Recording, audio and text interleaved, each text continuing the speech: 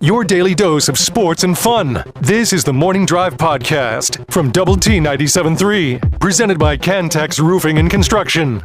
I'm Mike Hebert, owner of Cantex Roofing and Construction. Every day is game day, and we'll get it right when it comes to your roofing, construction, windows, and mirrors. Call Cantex Roofing and Construction today. Together, we are one serving you. Thoughts, comments, Yates Flooring Center chat line. Hit us up. Go to the Double T 97.3 mobile app. It is presented by Happy State Bank. Here's one little tidbit for you if you want to share today at lunch, or just maybe you're a person that delivers packages, or is a courier, or just as a regular old salesperson like me. And do those people, the delivery guys, do they talk? Man, they're in and out. Really. Yeah, like drop off, gone. Well, I think they talk to the receptionist. I think the receptionists like talking to them, and they like talking to the receptionist. I think that's... I don't even have them knock on my door anymore. They just drop it off and take a picture. Quick convo. But here's a little conversation starter if you're looking for one today, Jamie. David Bailey. Do you have any idea how many sacks he has so far this year? Is he like at 10.5? 10.5 is exactly right. Yeah. Do you know what the Texas Tech single-season record is? I would have guessed less than 10.5. Nope. Jeff? 20-something, isn't it? Nope. Whoa. Goodness. No. We used to play defense around here. It's only a modern... Yeah, but teams didn't used to throw the ball 70 times a game. 15 is the number. Wow. Set by Brandon Sharp in 2009. Okay. I would have never guessed that. Brandon was good, no doubt. But yeah. So there you go. 15 sacks that year? 15. Wow, I do not remember that. 2009, yeah. Man, How about was really that? good. He was really good. Okay. Coach Joey McGuire meeting with the media yesterday, and he was asked a few questions about the status of his quarterback, Baron Morton. Yeah, so he ran yesterday in the pool, ran today in the Alter G. He'll run again this afternoon, and it'll be day to day, I was proud of him. He was a little bit better of listening. I wished he could have played. He wished he could have played. But we're going to take it day to day, to make sure that he's 100%. Because if you look down the stretch, we said it's a 5-game season. Our backs are against the wall from the standpoint of where we want to be. I know there's going to be other teams out there there's going to be some crazy games in the Big 12 over the next 5 weeks, but we don't want those games to have any effect on us. We want to take care of our business and control what we can control. And, that's beating Oklahoma State this week and getting ready for what's next. And so I think it'd be really important to have a really fully healthy Baron Morton. There's a couple guys like that are a little banged up. Can we get those guys as healthy as we can to get ready, for this week and the weeks to come? All right, I think it's the end there. He talks about Baron being 100%, and then at the end about really important to have a fully healthy Baron Morton. I feel like that almost tells you all you need to know about this week. I'm at like 100% feeling like that he's not going to play. Yeah. And that was long before Joey McGuire said what he said yesterday. Yeah. There's just too many reasons to me that it makes sense not to play him this week. Yeah. I mean, one, your opponent, and two... Yeah, no, it'd be a completely different deal if it was a real team coming in here. Yeah, two, your opponent's kind of moving forward. Yeah, and also... Clearly, we need to get Will Hammond more time. Mm-hmm. Okay? Mm-hmm. All right? So it makes sense to use this Oklahoma State game as a time for Will Hammond to get those extra reps in practice this week as the number one and get those reps in game situation against another Big 12 team that I think ultimately could help you down the road if you see Barron get banged up again, okay? And again, you use this time for Barron to get to 100%. So that it just makes a lot of sense to me for him not to play this week. Yeah, I think that's what you're I think that's exactly what you're going to see. And he was asked, Coach McGuire was, about the emergency status given that Barron wasn't dressed out, and Coach McGuire alluded to Mitch Griffiths, and so basically you would have had to have lost both Will Hammond, and then I guess if Mitch, because he never said this, Coach McGuire never said that if Mitch Griffiths went into the game, then they would go dress out Baron Morton, who was no, but I think that's what he implied. That's kind of what he implied, because he talked about he didn't want to put in a freshman quarterback, and alluded to the fact that he still has nightmares from the BYU game last year of using a freshman quarterback. Was that last year? Or was it 2 years ago? 2 years ago, excuse me. Yeah. 2 years ago. I guess that all makes sense. Yeah, but I don't know. I just don't think this is a question at all, and this is an easy decision, I think, for the coaching staff. I mean, unless you worry about Barron being rusty, which I just don't think that's realistic. I mean, you come next Monday. He's taking first team reps again, and he practices all week, and he's ready to go for that game against Kansas State. That just makes the most sense to me. I mean, I'm not a Division I college football coach, but that to me just seems like a simple choice, just to be extra careful with Barron in this situation. And again, I don't want to be a guy who sticks my head in the sand here, and I'm a believer in Baron Morton, but I'm also have seen him have to deal with injuries over and over again, and so getting Will Hammond ready to go in case you need him, in case this is a lingering injury, then when I say put Will Hammond in there against Oklahoma State and let him learn, I think you got to open up the playbook. You can't use the same playbook you used against Arizona State. You have to see if he can actually execute what you're looking for from Barron as well. A couple things that Mac Leftwich said, the offensive coordinator, yesterday. He said on one hand, probably called one too many quarterback runs. He said probably should have been a little more patient in the first half in terms of going to the running game.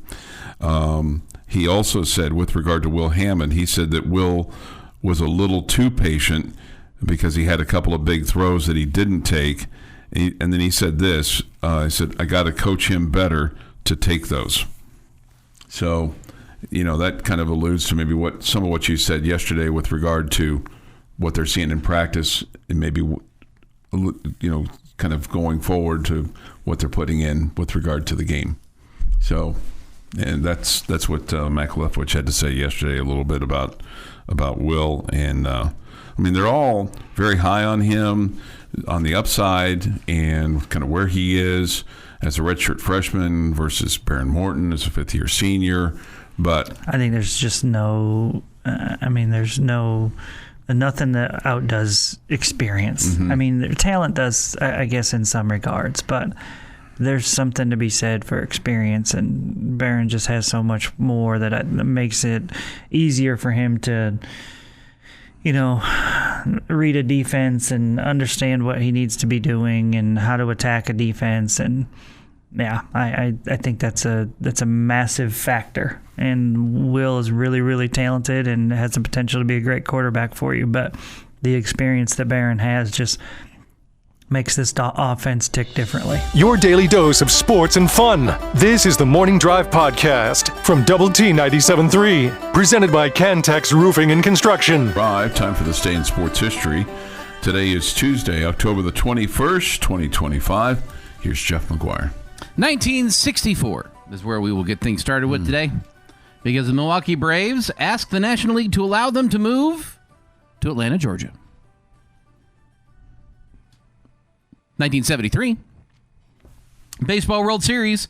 Defending champion Oakland A's beat the New York Mets 5-2 in Game 7 at Oakland Alameda Coliseum to retain the title. A's manager, Dick Williams, immediately quits. Yeah, he and Charlie Finley were upside down with each other. The MVP of this World Series? Was it Reginald Jackson? It was Reginald Jackson. Yeah.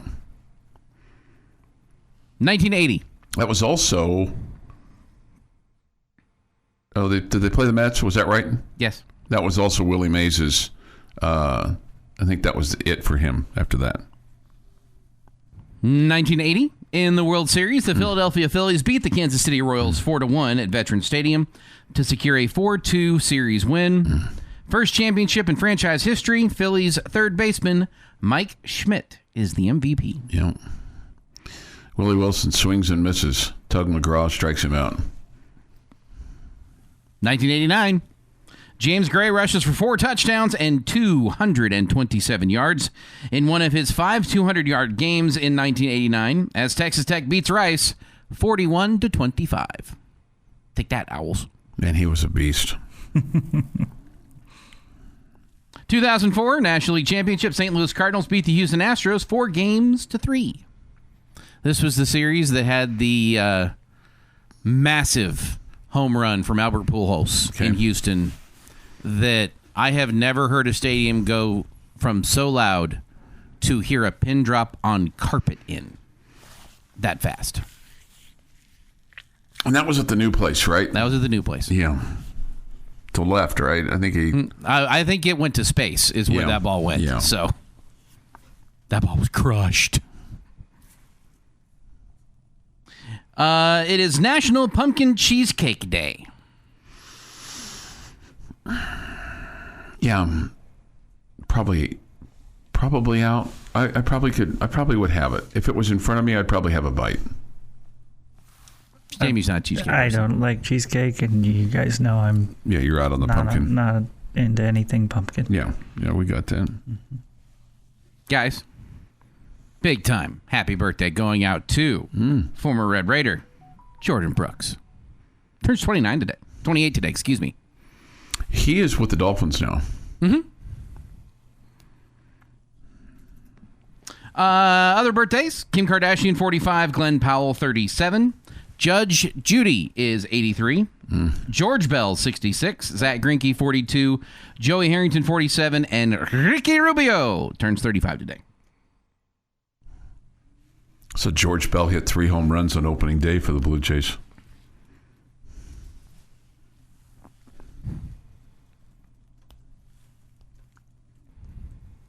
I think it was... Was he on that team? 1988. Oh, okay. Yeah. I was thinking of the 92 team.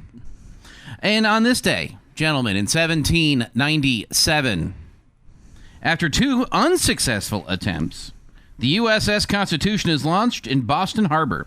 The 44-gun U.S. Navy frigate built to fight Barbary pirates off the coast of Tripoli performed commendably during those conflicts. In 1805, a peace treaty of Tripoli was signed on the Constitution's deck. In 1855, the Constitution retired from active military service, but the famous vessel continued to serve in the United States Navy, first as a training ship and later as a touring national landmark.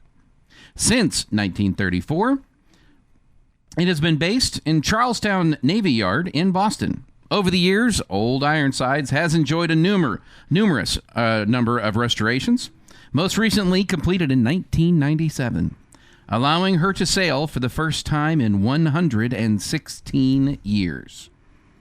Today, the Constitution is one of the world's oldest commission warships afloat. How about that? Why did we build the Navy? Because of piracy off of the African coast. And they first learned the rule, you don't touch American boats. Oh, okay. You don't touch American boats? Don't touch American boats. Bad things happen when you touch American ships. What was the word you used? Performed Commendedly. Commendedly. Yeah. It was commended. Commendedly, yeah. All right. Thank you. 6:52 this morning. Here's something I didn't know, and I'd bet everything I own that Jamie knows this. Don Mattingly, a bench coach for the Toronto Blue Jays, gets the World Series for the first time in his career. I did know he was a bench coach for the Blue Jays, yes. So good so for I'm in that series with the Yankees over there. Good for him. Here's something I had forgotten. I'd forgotten that he was the manager of the Dodgers way back in the day, 2011 to 2015. I say way back in the day. It's 10 years ago that he left that post. Is it past his time to be a manager for the Yankees at some point in time? Do you think, Jamie, or is that? I think they've kind of moved on. He's moved on from. I think he's been passed over for the job a few times, which leads you to believe he's not, going to get the job in the future either. Mm-hmm. Yeah, so probably not. So anyway, he gets to experience a World Series with the Toronto Blue Jays. Mm-hmm. 6:53 this morning here on the Morning Drive. Robert reminds us George Taco Bell. Yeah, man, he's a guy that could hit a home run. You guys know what else today in history is? No. Entertainment is where this comes from. October 21st of 2015. So we're talking 10 years ago. Mm-hmm. Is when Marty McFly went to the future and saw flying cars. Oh, really? Wow. In his time-traveling DeLorean. We're almost there, aren't we, with flying cars? We're almost. Are you looking out the window? I said we're almost there. Well, there's some that exist.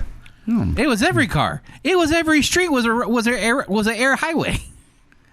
There were barely any cars on the ground. No, I know, but we're nowhere close. And that was 10 years ago. I bet you 10 years from now there's flying cars. I bet there's not. The big difference. And this is why we'll never have flying cars. Well, there's some that are going on that they have now. There's experimental vehicles. Yes. That can, yes. But I'm talking like Ford producing a flying car. Yeah, not like us flying around Lubbock all over the place. Yeah. No, I don't think that'll happen in 10 years. If you have a flat tire driving your car, you can pull over. If you have the equivalent of a minor incident in the air, you die. Yeah. You have to solve that problem first. Yeah, no, So we're never going to have flying cars. To say that we're never going to have something, I think is a bit much. I would agree. There's a lot that we have today that I would have never thought that we have. We're never going to have flying cars. We just have to accept it. They don't want us to have flying cars. It makes me now want to stick around long enough just to say you're wrong.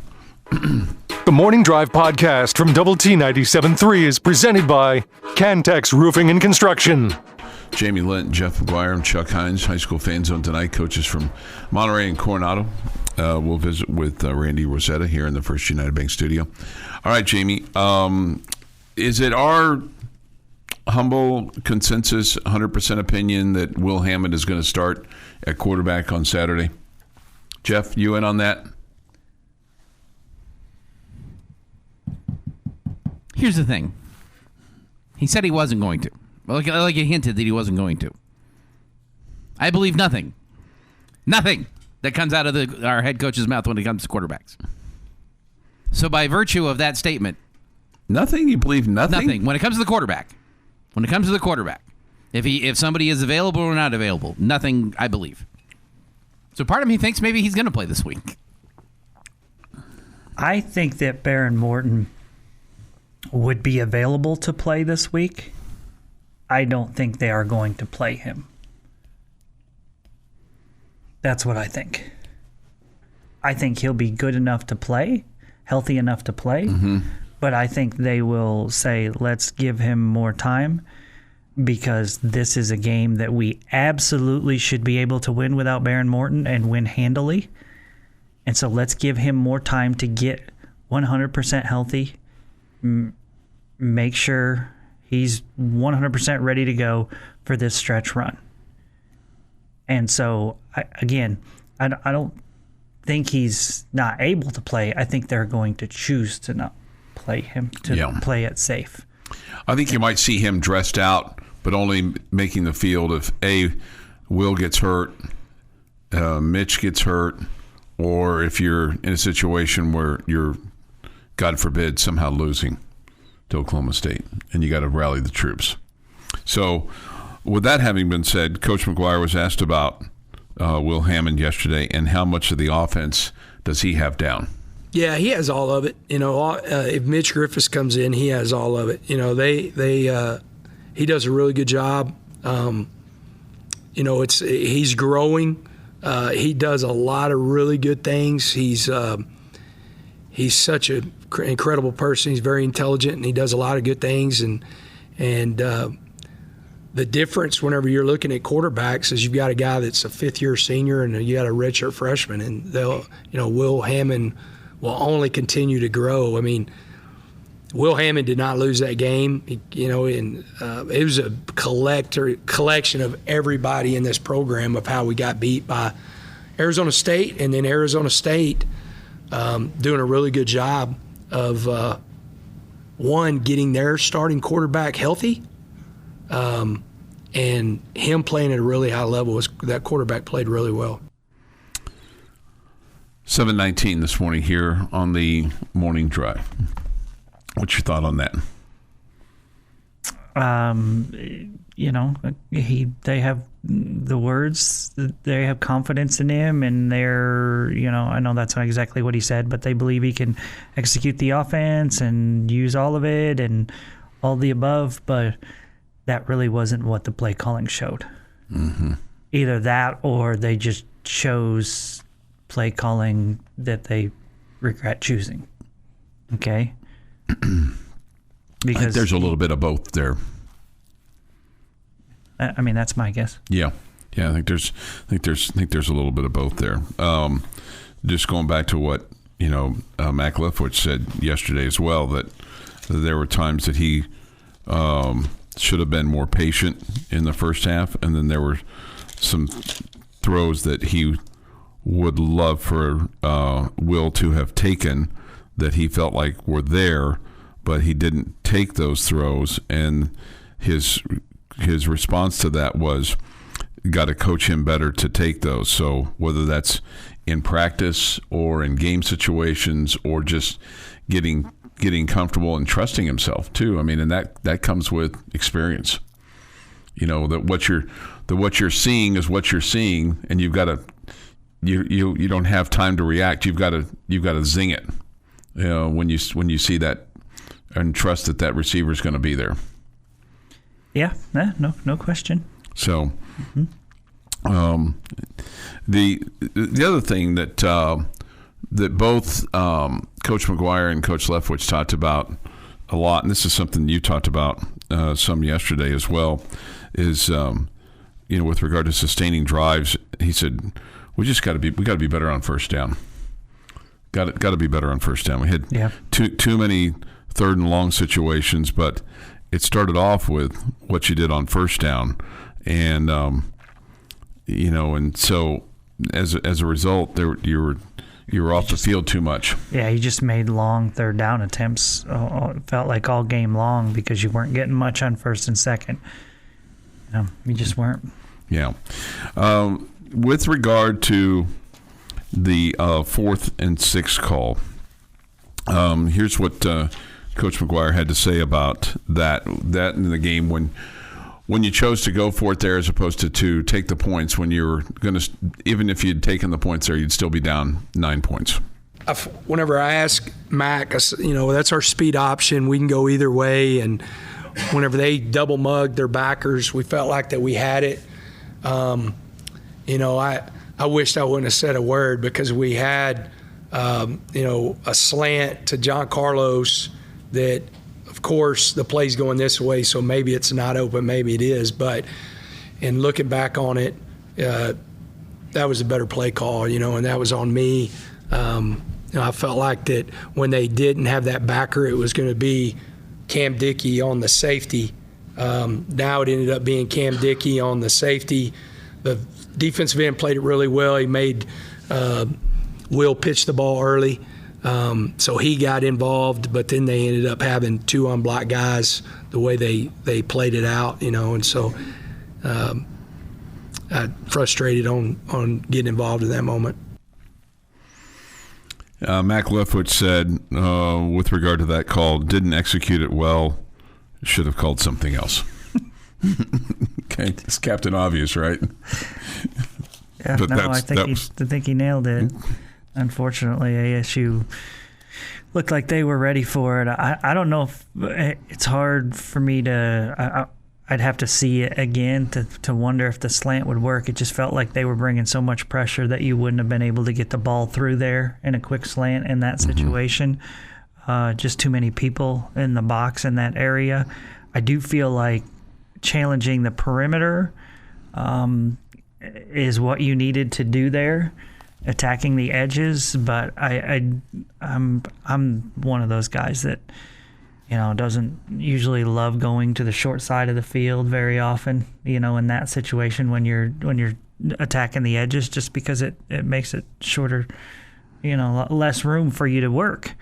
But I think though, I just felt like in this game plan as a whole that you didn't attack the edges enough, whether it be with your running game, whether it be a quick screen game, and that's why they were able to load the box all night long in the middle of the field.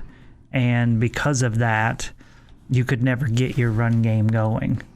And it made it more difficult on your offensive line because you were just, always outnumbered or close to it, it felt like. Yeah. So I would have liked to have seen you find ways to attack the edges a little bit more.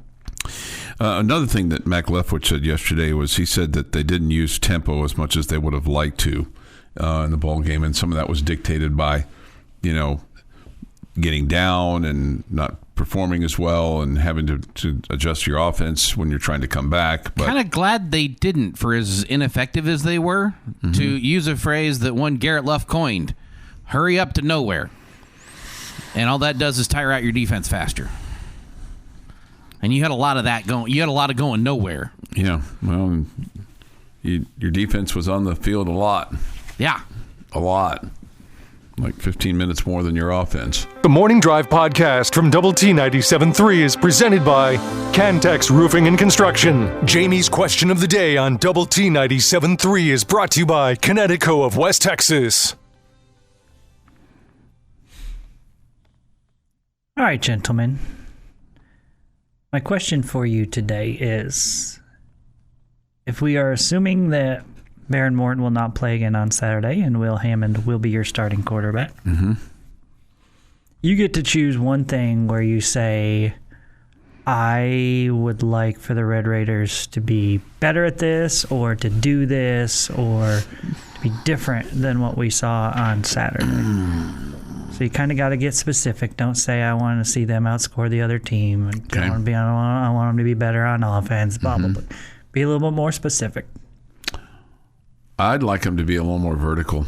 I'd like to see you extend the field a little bit. That's going to require your offensive line to provide some protection for Will Hammond, and that's for Will to trust in his arm and his receivers that they're going to be in the spot where he throws it to. So it's not that you got to be the mad bomber or anything like that. I just like to see you extend the field just a little bit, because I think then that helps you set up the running game and helps set up his quarterback scrambles if he so chooses. But get the ball to Caleb Douglas and Coy Aiken and Reggie Virgil, and if he's healthy, Terrence Carter. I need the mountain movers to move some mountains. And that would be your offensive line to start pushing some defensive linemen around, whether it be in the passing game or in the running game. Don't feel like they had a great game last week.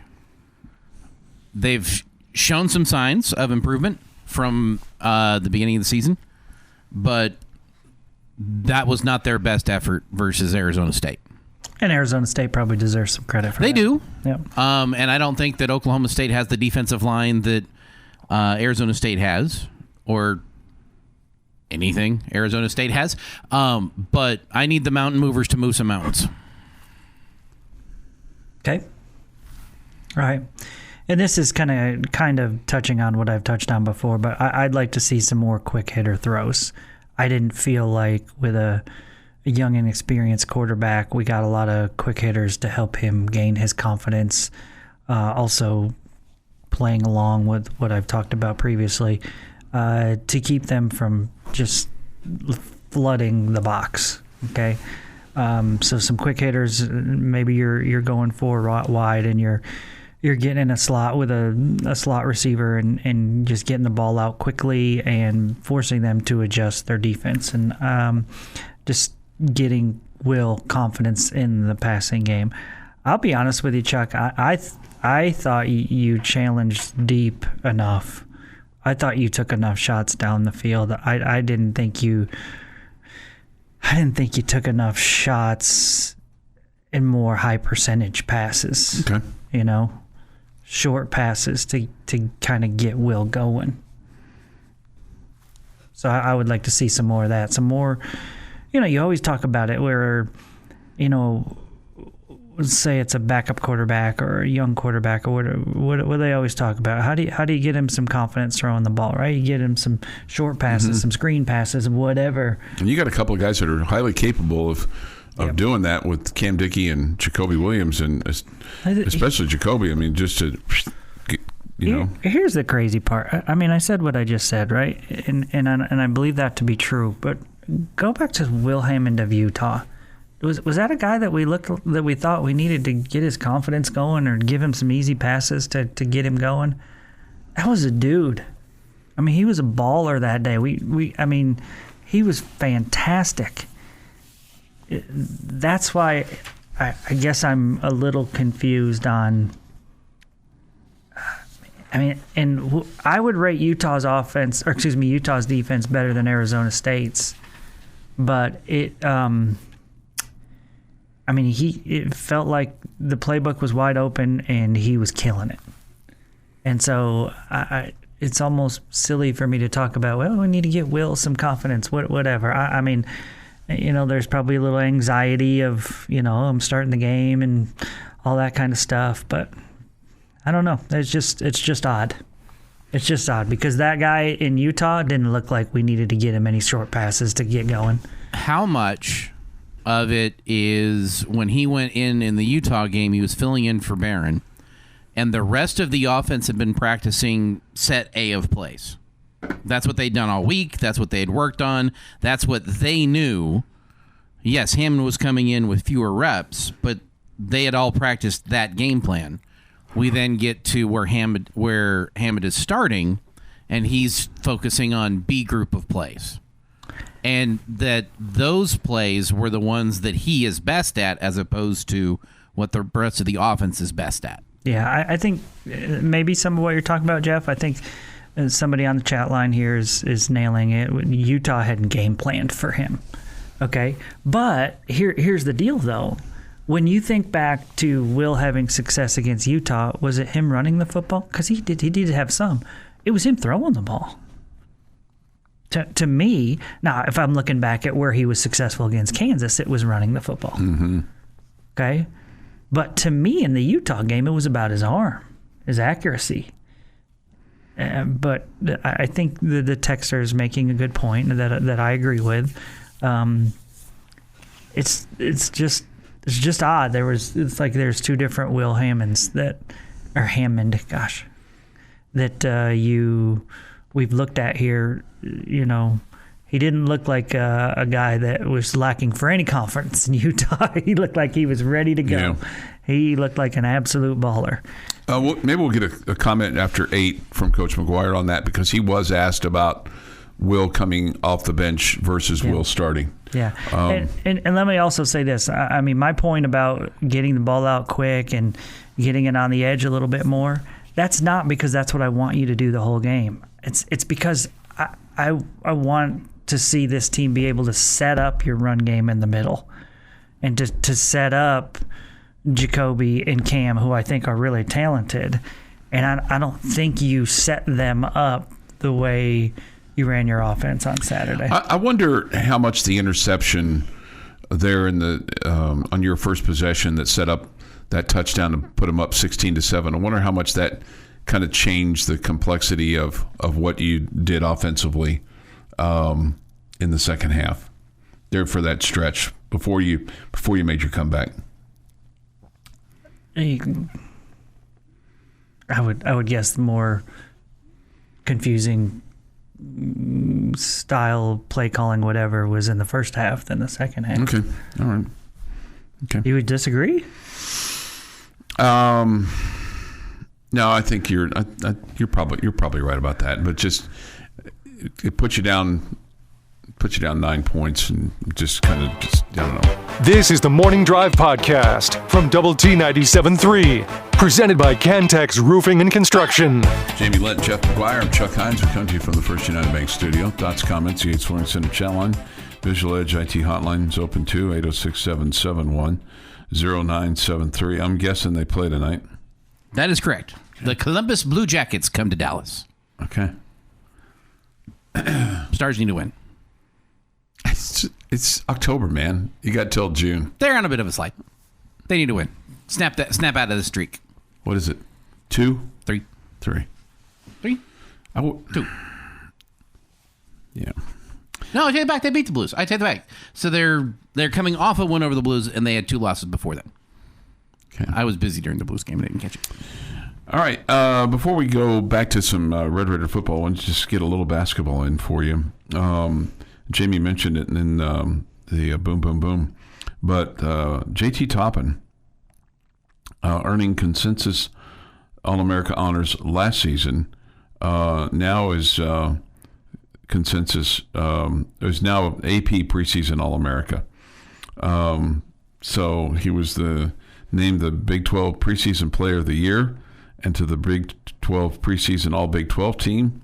He's coming off of a terrific season, and that's big stuff, Jamie. He is the first Texas Tech player to be named AP preseason All-America. Pretty impressive. Mm-hmm. Pretty impressive. He averaged 18.2 points a ball game last year, 9 rebounds, 1.5 blocks, and 19 double-doubles. Had a double-double in all 4 of the NCAA tournament games that he played in. Double-double in 8 of the last 10 games of the season. Had 41 and 15 rebounds in a double overtime win over Arizona State. Finished the season in double figures, a team high 28 times, including 15 straight. In probably any other set of circumstances, he'd have been a guy that would have left and gone to the NBA draft. Probably so. But in today's world, it pays to stay in school. I guess. It's probably not so funny, but it's kind of funny. Literally, it pays to stay in school. So how bullish are you on Texas Tech basketball? You're ranked anywhere from, depending on which poll you're looking at, 8, 10, 12, somewhere in that area. So I feel like you're going to be a really good team. You've added some nice new pieces, and you have 2 really great pieces returning. You've obviously got a very good coach as well. So I think there's plenty of reason to be excited about the upcoming season and feel like you got a chance to be really good. So with all the talk about, football and getting to the Big 12 championship game and potentially getting to the college football playoffs as we get closer and maybe – because we really I think you'll get to the college basketball playoffs, definitely. Okay, yeah, no, I'm 100% confident. I'm pretty confident as well. Okay, very good. confident. Good. Ultimately confident. My question is it fair to think that Elite Eight and Final Four? Some of that you have to have a little luck, and some of that's luck of the draw, and some of that's staying healthy, and we know all those things. But it is not out of the realm of possibility to think of this as a potential Final Four team. Yeah, no doubt. Mm-hmm. Yeah, possibility. And there's probably 15 or 20 schools that can say that, right? I don't know if there's 50. I don't know if there's 20. Okay, and 10 to 15. 10 to 12, whatever. Yeah. You're in that boat. Yeah. So, but I think it's. Obviously it's going to be exciting. It's going to be riveting. It's all those things. The early portion of the season, especially the home games, it's going to be a bunch of yeah buts. Yeah, but the ones on the road are going to be really good. The ones in neutral site, really, I guess I should say, should be really good and should really challenge your team. So I don't know that I would say the early part of the season. I would just say that I think you would have to add early home part of the season, and I know you kind of touched on that. But I think the early part of the season still has plenty of challenges for you. They're just not here in Lubbock. Yeah, the away game in Champaign with Illinois. Obviously going to the Bahamas the 20th and 21st, where you'll face Wake Forest and then either Memphis or Purdue. And there's a Purdue player, Braden Smith, who's on this Associated Press preseason All-America team. And somebody points this out on the Yates Flooring Center chat line. It's crazy how he is the first to be named preseason All-American. I figured that Corey Carr and Andre Emmett were preseason All-Americas. Even Jay Jackson, that from Mr. B, but that is not the case. He's on one hand, he's coming off of a great year, and on the other, he's got the potential of having, I think, even a bigger year, or at least certainly leading his team to, a little bit loftier deal. Although you came awfully close to getting to another Final Four spot, and the first for Grant McCaslin. So in addition to like you said, the neutral site games will feature LSU and Arkansas in early December. And then, obviously, the game against Duke on December 20th at Madison Square Garden. And then you'll have a game at home against Winthrop. And then it all starts with Oklahoma State in Big 12 play on January the 3rd and a noon tip-off here in Lubbock. So it's getting ready to be really something special with, sold-out crowds, hopefully, at United Supermarkets Arena and, some excellent basketball. Going to be a lot of fun. The conference schedule will be tough. It'll challenge this team, no doubt, and you're hoping that helps you when it comes to the postseason time and getting to that potential Final Four that you're talking about. But it's going to be the USA just brings so much energy and atmosphere. Our fans do there. That it makes it a tough place to win, which for Red Raider fans makes it a fun place to go watch a game. Absolutely. Yeah. Here goes Chuck. Last week we're hosting football playoff game. Now we're already in the Final Four. Yep. If you can't visualize it, you can't think positively about it in your mind, then how are you ever going to achieve it? Right? Got to put that out there a little bit. I realize you got a lot of games to play before we get to March. This has been the Morning Drive Podcast, presented by Cantex Roofing and Construction. Check out our library of Double T 97.3 podcasts at doublet97.3.com.